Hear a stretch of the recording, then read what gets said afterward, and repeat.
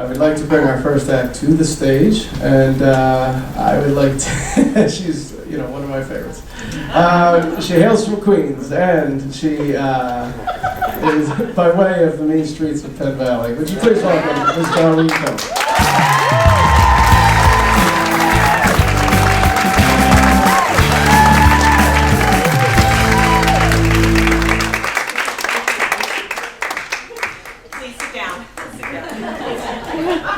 Mom, calm down.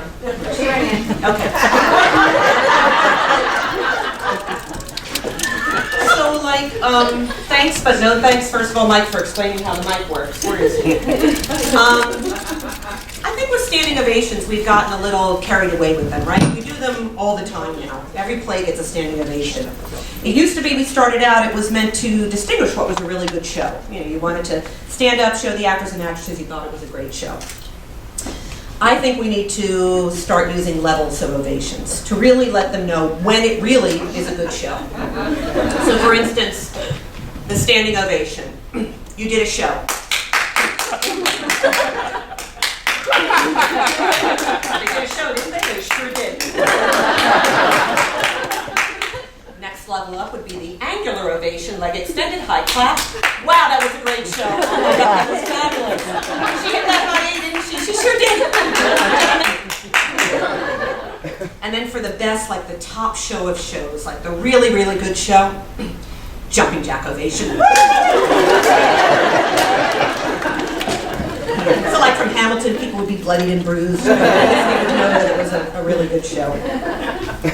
So I guess I took this class sort of hoping for my ovation, no pressure. And, our teacher, Mike, Bill, whatever, the kid, tells us on the very first day, I'm going to help you guys formulate material. So what we're going to do is I'm going to come up with a topic, and you answer with the first three things that come to mind. This is sort of the formula for comedy. And of course, he's done so well with it. So, first topic, he says to somebody, okay, name three things that make you happy, and they respond. The other person, name three things that make you sad, and they respond. And then he gets to me and he says, name three things that frighten you. So first of all, I'm like, this is comedy? I mean, okay. I mean, I'm a woman, so I'm like, okay, a scale. My face in a mirror. My face in a magnifying mirror.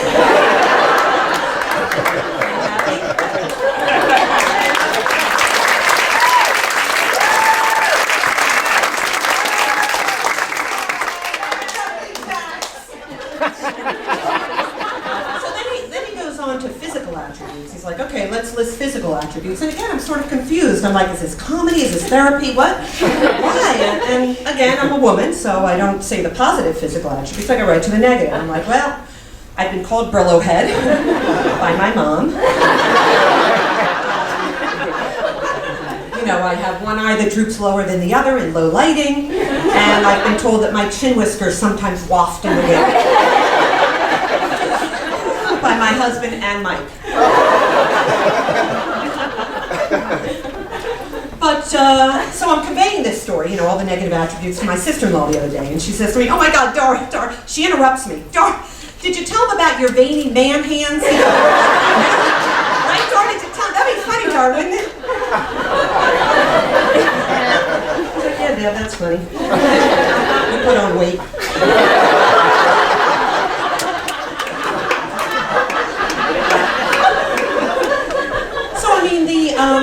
The hands can obviously be dealt with, right? I mean, I could wear gloves, or I could walk around like this all the time. But the chin, the hair, that needed to be dealt with. So I decided that I actually did need to purchase a magnifying mirror. So I head to Bed Bath & Beyond, right? And of course I forgot my 82 by 82 poster-board coupons in my bag. And they got me, and of course I was mad at Alan, my husband, for some reason. So I get to Bed Bath & Beyond, so I buy the magnifying mirror, get home, I trudge it upstairs, I plug it into the counter, I turn on the light, and I let out a guttural scream like you never heard. But it's got the hair, the holes that the hair comes out. All the humanity. Fall to the ground, pass out. So they call the paramedics trudge up with their equipment, they assess the situation. see the magnifying mirror on the ground, on the counter. They see the werewolf on the ground. And they're like, yeah, Chief, we got a 1017 here, a 1017. Another 50-year-old just saw herself in the magnifying mirror. What's that, Chief? Yeah, mutton chops and a unibrow. We'll be your wife.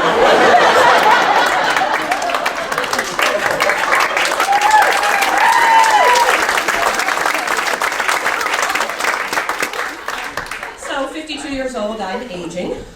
Speaking of aging, my mom. But I'm bumped. She tries really hard with texting. She really does. And she's trying to be technologically savvy, but she sort of misses the most basic rule of technology and communication.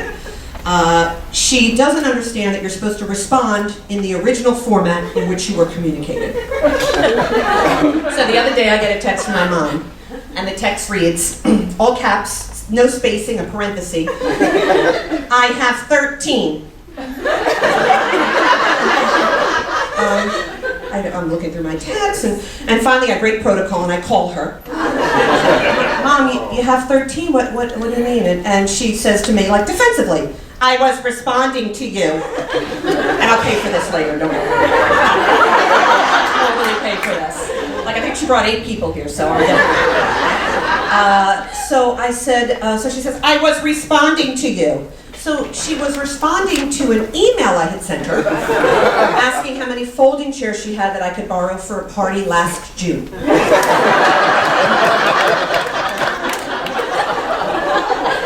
mad at me. But you know, what goes around comes around, right? So technology now, it's time for my kids to make fun of me. And they do it so easily, so readily. I don't know why. But they make fun of how I use the phone. I try to use the voice recognition all the time. And I think a lot of people probably my age or, plus or minus 10 years, that's how we communicate. We use the voice recognition, even though it only works about 20% of the time. I persist. So we're all walking around our neighborhoods like this.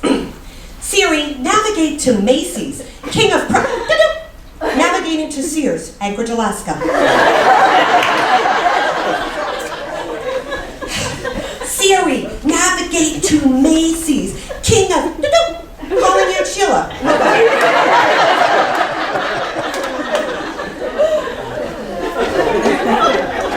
So anyway, I'm blessed with 4 kids. Blessed. One of them is a boy-girl twin, so I definitely can attest to how boys and girls just come out differently. What's important to them, what they find, what's where they're inquisitive. It's just they are a boy and they are a girl. So not too long ago, maybe they're 6 years old. I'm sitting there getting ready. I'm smooth with this, right? No idea how to lower it. There we go. So I'm sitting there getting ready at the magnifying mirror, and this is like, I wasn't sure really what was going on there, but I knew that I had a lot of work to do. And, I'm trying to get ready. I'm rushing off. We got a lot of stuff to do. I've got like 5 minutes I gave myself for my face. My son comes up, Jack, and he says, hey, Mom, why do you bleed from a cut if it doesn't pierce an artery?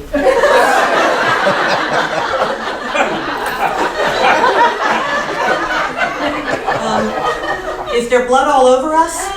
Does it come out our pores? Does it pierce an artery? I mean, there's like a system of blood. I mean, I have gotten cut and it does. I don't know. Yes, Jack, it comes out our pores. That's why they make the big Band-Aids. A second later, he comes back. Mom? Yeah, Jack.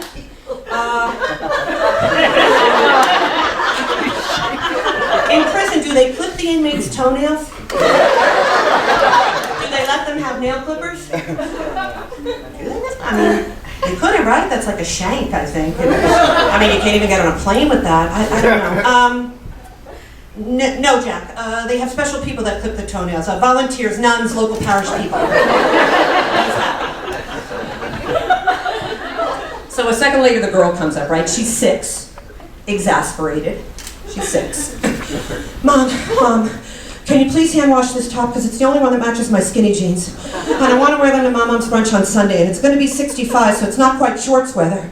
And I want to look cute but appropriate. And by the way, ew, your hair!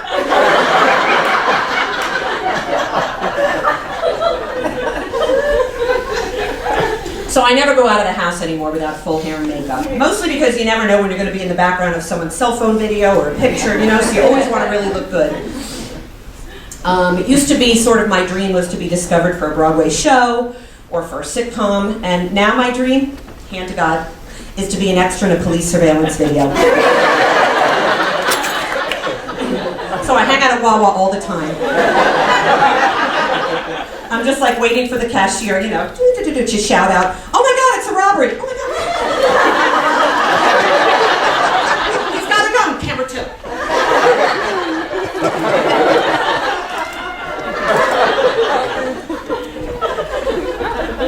I just want to get on the local media, you know, the local news, which I think we all still do watch, despite the internet and CNN, certainly at least for our weather. And I do think that lately there hasn't been a lot of weather news, so they have to make things up, you know, create drama where there is none, or create interest where there is none. And they're really good at this stuff. So last week there wasn't a whole lot of weather, so I think I already said that, but they make up the weather.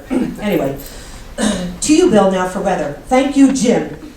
Today marks the longest weekday stretch of temperatures over 62.5, starting on the Tuesday in January of a leap year since 1862. And then I find myself, I'm like, yeah, you suck, 1862. You know, they had cholera and smallpox, but yeah, you should have done the weather better.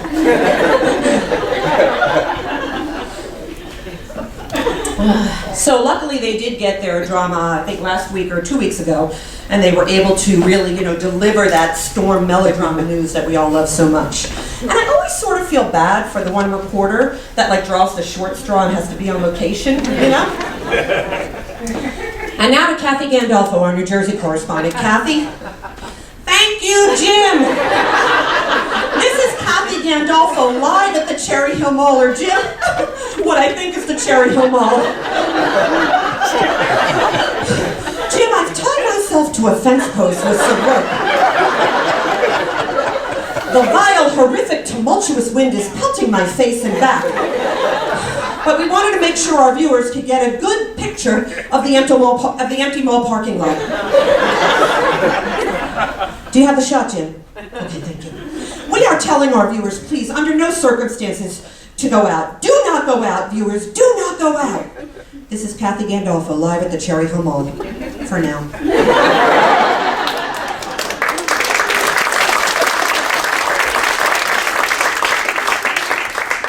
So Action News is the station I watch, and they are the kings of melodrama. They don't even need their weather reporters to deliver it. It's evident in their introduction song.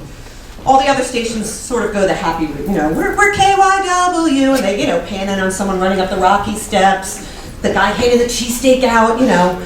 But not Action News. It's like a horror movie. So their introduction song is dun dun dun chicka dun dun dun dun dun dun chicka dun dun dun dun. It's like the girl's being chased through the woods. She's always falling. Dun dun dun chicka dun dun.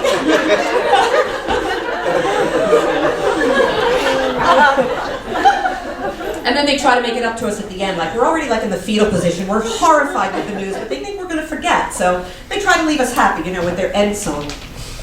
Move closer to your world, my friend. Take a little bit of time. Full orchestration in the back, you know, violins. Move closer to your world, my friend, and you'll. And then they still add da da da da da da. Anyway, my name's Darlene Cohn. You guys.